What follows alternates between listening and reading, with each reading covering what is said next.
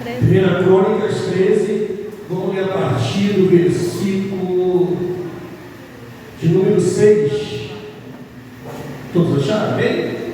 1 Crônicas, capítulo 13, a partir do versículo 6, diz assim: Então Davi com todo Israel subiu a Baala, dali a Quiriate-Jearim, que está em Judá, para fazer subir dali a arca de Deus, o Senhor que habita entre os querubins, sobre o qual é invocado o seu nome, e levar a arca sobre um carro novo da casa de Abinadab, e Uzai e Aiô guiavam o carro. Davi, todo Israel, alegravam-se perante Deus com toda a sua força, com cânticos, com harpas, com alaúdes, com tamborins, com símbolos e com trombetas. E chegando a ele, Edicom estendeu-lhes a mão para segurar a arca, porque os bois tropeçavam. Então se acendeu a ira do Senhor contra Uzai e o feriu, por ter estendido a mão à arca, e morreu ali perante a Deus. E Davi se encheu de tristeza de que o Senhor houvesse aberto brecha em Uzá, pelo que chamou aquele lugar Pérez-Uzá até o dia de hoje. E naquele dia temeu Davi ao Senhor, dizendo: Como carei a mim a arca de Deus?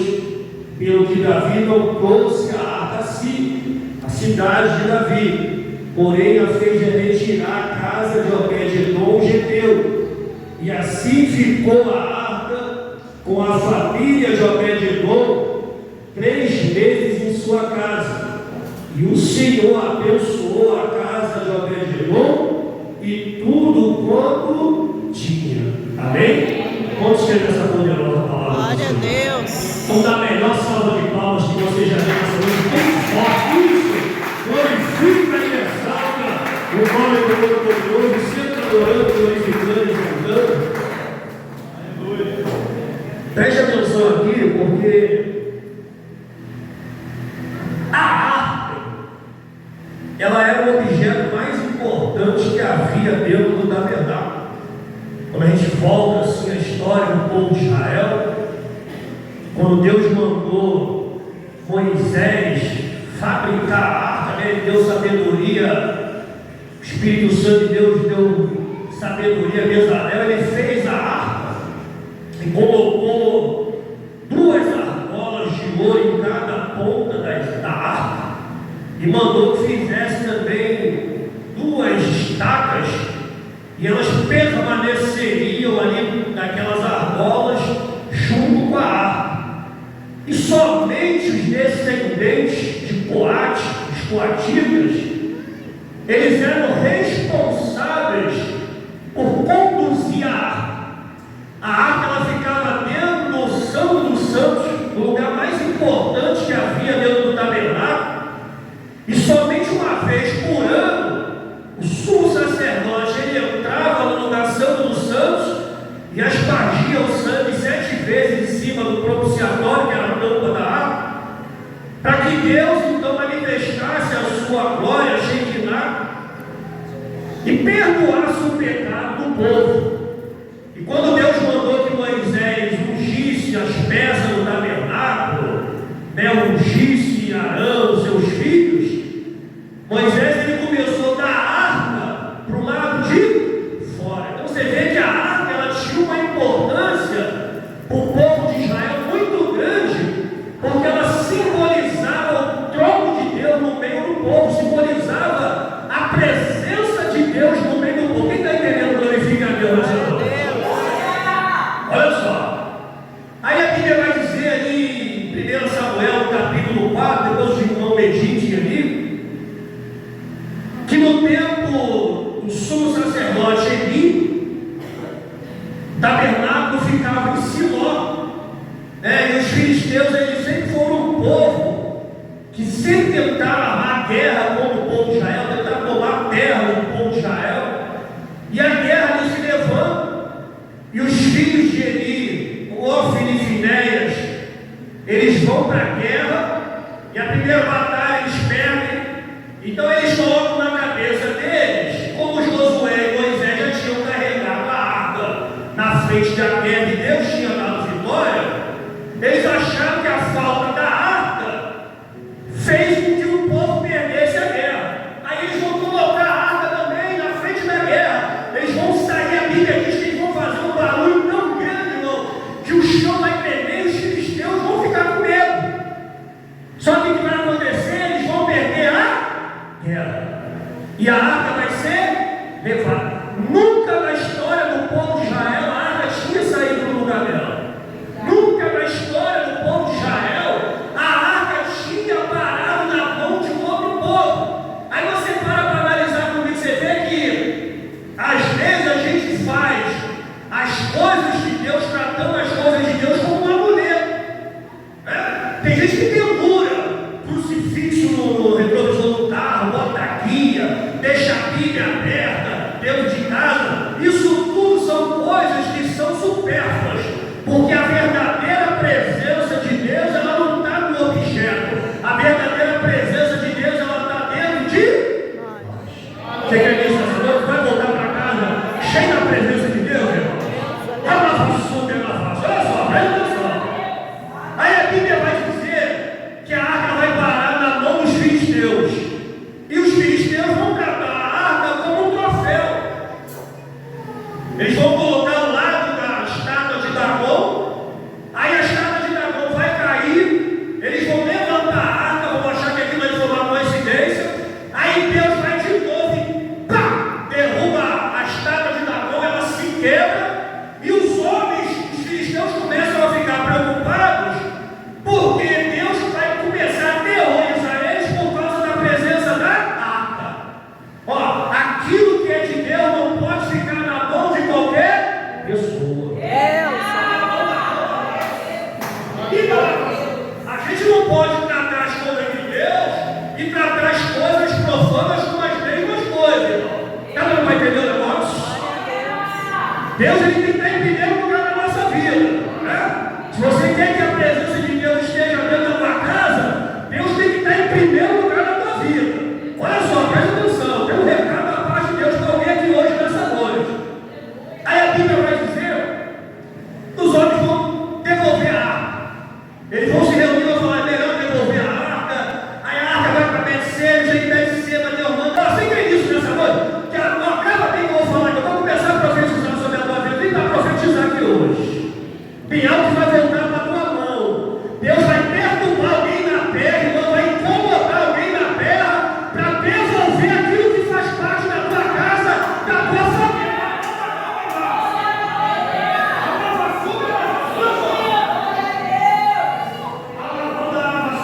Aí a Bíblia vai dizer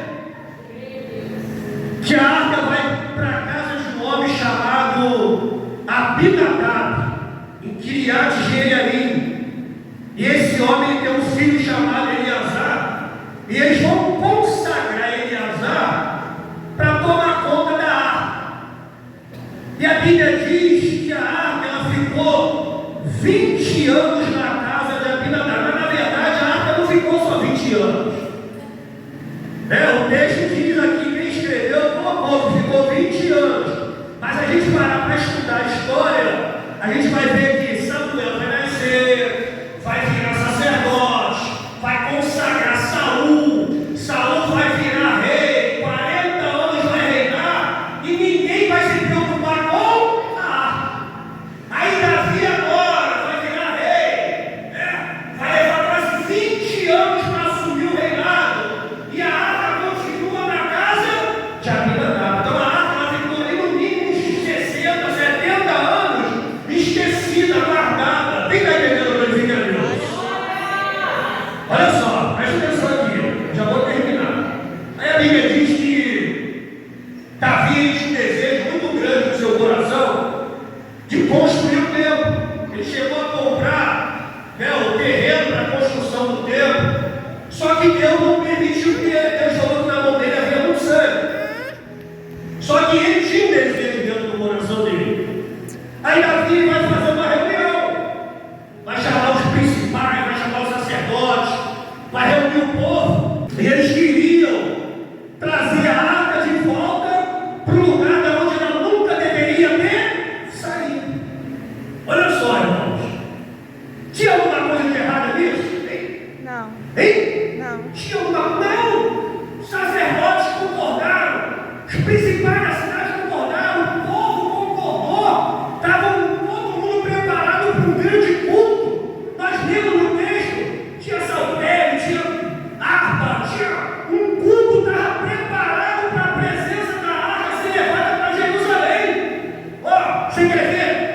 o filho que Abinadab chamado Eleazar, de repente nem existia mais.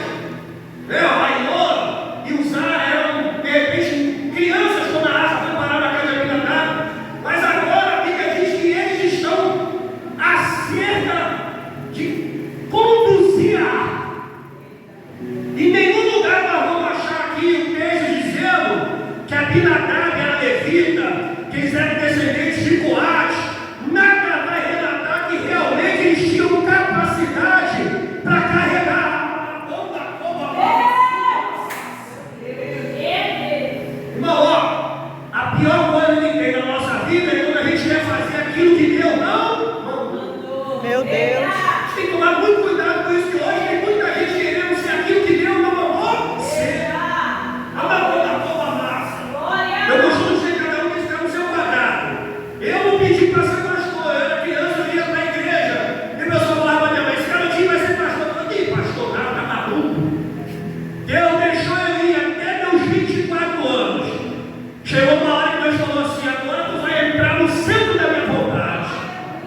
E Deus é igual, eu quando era criança, eu soltava a pipa da janela, não podia descer. Aí botava o tubo todinho, nem via onde a pipa estava. Aí tu vai enrolando, daqui a pouco a pipa para na tua mão. Com Deus é a mesma coisa, não tem como fugir. Por mais que a gente fuja, ó, uma hora ele vai rolando agora, sabe, na ponta da boa massa. Você quer isso nessa noite? Deus vai pegar alguém lá na tua casa, irmão. Você quer isso nessa noite? Deus vai trazer alguém, ó, alguém vai vir parar no centro da vontade de Deus.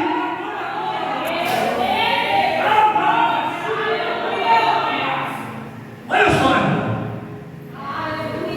Aí a Bíblia vai dizer que eles estão caminhando em direção a Jerusalém, mas quando a arca chega próximo à ilha de Timon, estava balançada, ó, carro foi balançou. Aí o Uzá já tinha colocado na mão da arca, já feito de tudo, achou que não ia acontecer.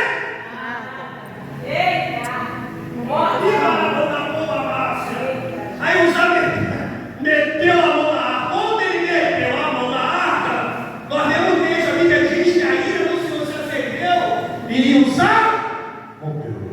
Meu Deus. Eu fiquei coçando a minha cabeça, eu falei: não é possível.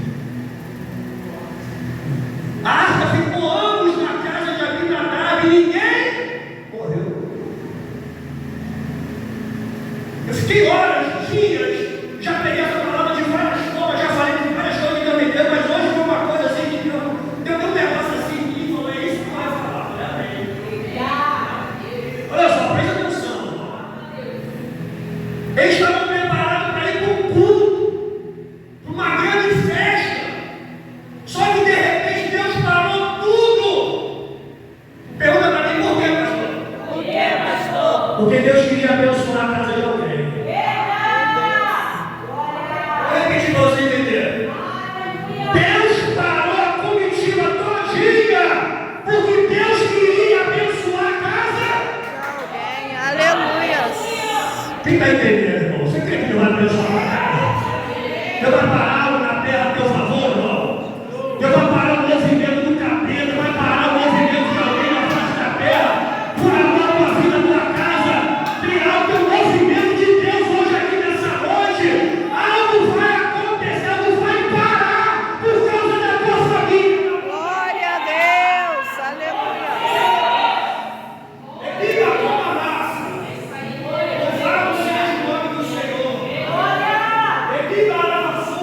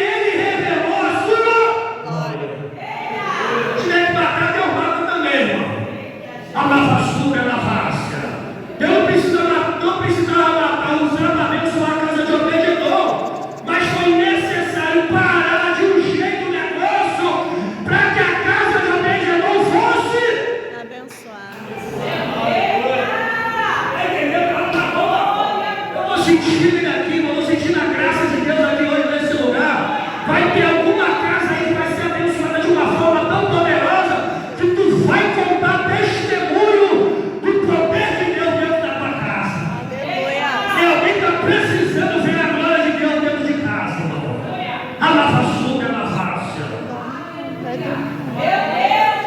ver ali o adesivo. Eu quase virei mendigo para poder entrar no centro da vontade de Deus. Um dia eu cheguei em casa, era 5 horas da manhã, nunca mais esqueci desse dia. Eu chapado, bêbado, sem camisa. Aí dobrei o corredor do apartamento, o quarto da minha mãe estava aqui, aí eu escutei minha mãe orando. Meu Deus, o Senhor prometeu para mim que meu filho ia ser um pastor. Visita ele quando ele estiver. Olha onde eu estou hoje. De repente você está aqui hoje, a tua casa está desarrumada, tua casa está uma bagunça, tem gente que está fora da posição, mas uma coisa está dizendo que a tua oração está mexendo no mundo espiritual. Para você não parar de orar, não parar de buscar, continuar buscando, continua orando, continua tratando as coisas de Deus de forma diferente, porque tem um repousado lá dentro da tua casa. Glória a Deus, aleluia. Eu creio, Jesus. Aí a Bíblia vai dizer, irmãos, que durante 3 meses, quanto tempo? 3 meses.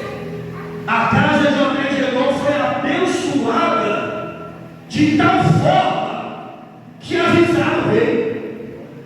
Você crê nisso nessa noite? Dentro de 3 meses a tua casa vai tomar uma promoção que você nunca imaginou. Você crê nisso? Você não vai precisar nem contar testemunho. O que vai acontecer na tua casa vai ser Deus que vai dar o testemunho. A lava-açúcar é lavar. Dentro de 3 meses, nós estamos em janeiro, fevereiro, março, abril e maio. Até maio, algo muito profundo vai acontecer dentro da tua casa, que muita gente não vai entender o que Deus vai fazer lá. A lava-açúcar, a lava-asca, louvado seja o nome do Senhor. Aí você para imaginar. A arca ficou anos na casa de Abinadab e não aconteceu? Ninguém morreu, não foi abençoado, não aconteceu nada. Em 3 meses que a arca vai na casa de Obed-Edom, Deus abençoou tudo que aquele homem tinha. Aleluia. Aí perguntei para ele, por quê? Que ele era levita, coatita, né? Algumas pessoas dizem que ele era descendente dos levitas, camarada tomava conta dos instrumentos, cantava, gostava. Se você continuar lendo o capítulo 14, você vai ver que quando Davi carrega a arca para Jerusalém, quem vai junto? Você vê que o camarada gostava de tratar as coisas de Deus de forma diferente. Aleluia. A Bíblia diz que Daniel ainda lá dentro da Babilônia, irmão, mas Daniel tinha um espírito o quê? Excelente. Diferente, algo diferente. Eu tenho isso nessa noite. Deus vai derramar algo diferente aqui na tua vida. Tua casa, tua vida vai tomar uma proporção totalmente diferente. Aonde você botar o pé e a mão, alguém vai lá e vai assim, opa, tem alguma coisa diferente. Aleluia.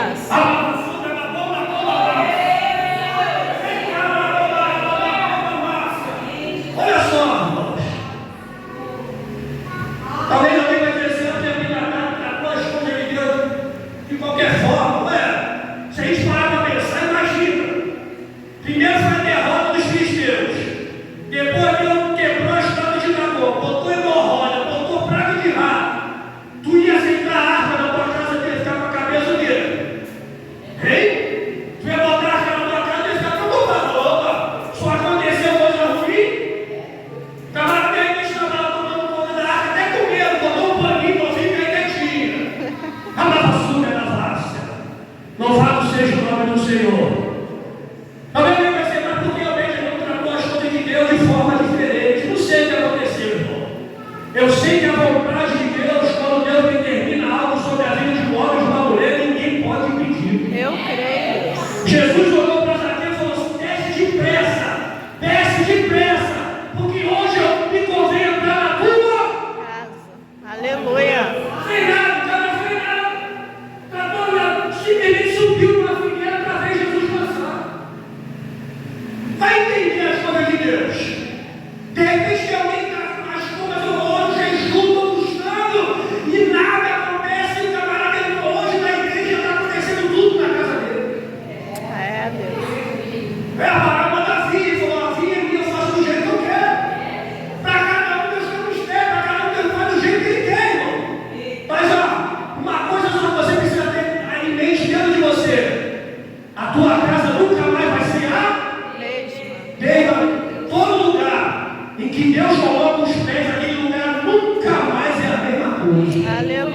Jesus.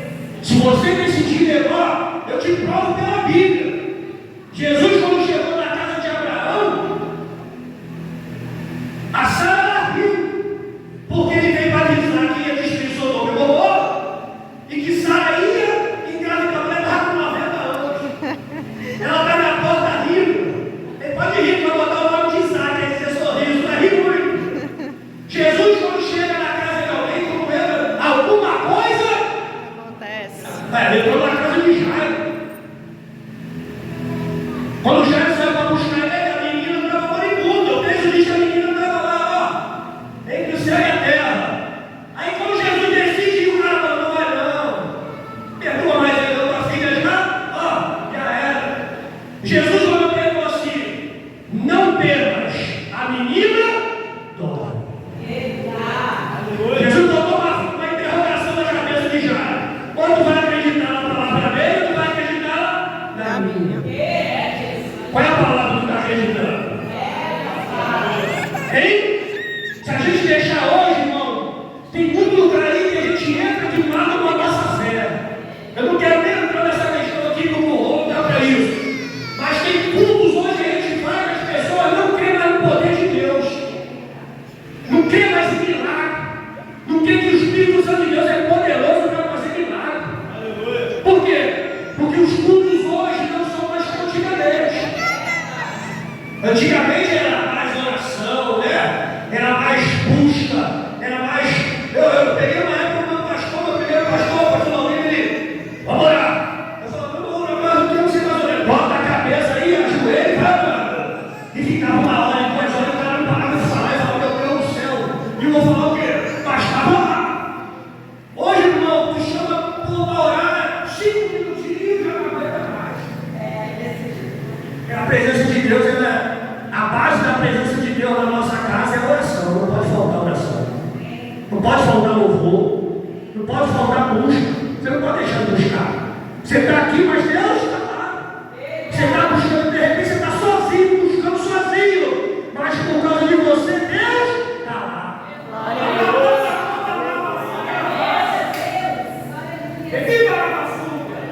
Já vou terminar aqui agora. Você já entendeu o que Deus falou com você hoje? Deus parou o cortejo por causa da casa de Obed-Edom. Deus vai parar algo assim da terra profundo para a tua vida. Quando eles enviaram a arca, os filisteus, eles mandaram a arca no carro de boi. Eles pegaram 2 vacas que tinham acabado de ter bezerros, que estavam amamentando. Quem tem vida de campo, de roça, sabe como é difícil ver o sofrimento da vaca quando ela tem que se separar do bezerro. É quase impossível você largar uma vaca, abrir a cocheira para ela sair e ela deixar o bezerro. Eles pegaram 2 vacas e disseram assim, irmão, se é Deus que está realmente querendo que a gente devolva a arca, nós vamos pegar essas 2 vacas e elas vão sozinhas. E a Bíblia diz que 2 animais irracionais que não tinham sabedoria nenhuma, de conhecimento de caminho nenhum, obedeceram e levaram a arca para onde eu queria. E quantas vezes nós que somos animais racionais não conseguimos obedecer a palavra de Deus? Quantas vezes Deus manda a gente fazer algo que a gente não faz? Quantas vezes Deus está ali, eu quero abençoar a tua vida, eu quero abençoar a tua vida, eu quero abençoar a tua vida, e a gente continua fazendo aquilo que a gente quer. Mas se você está aqui hoje nessa noite, está igual aquelas 2 vacas. Faço ou não faço, pastor? Vou ou não vou, meu Deus? Às vezes o maior inimigo que tem no povo de Deus são nós mesmos. O medo, a insegurança. Mas eu estou aqui hoje, foi fácil? Não. Abrir mão lá atrás de tanta